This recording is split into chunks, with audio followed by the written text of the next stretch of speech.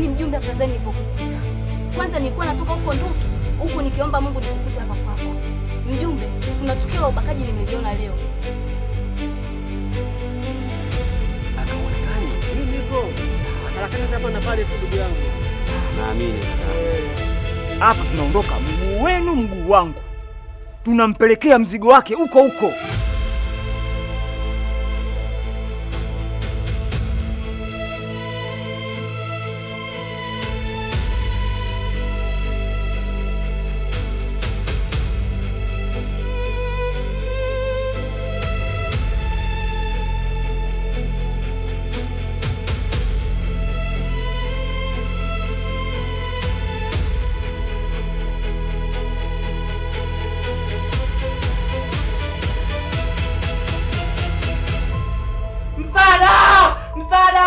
Majirani, msaada!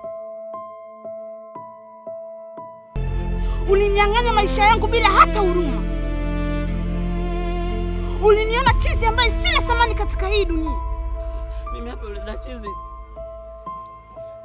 ndio nimemuua.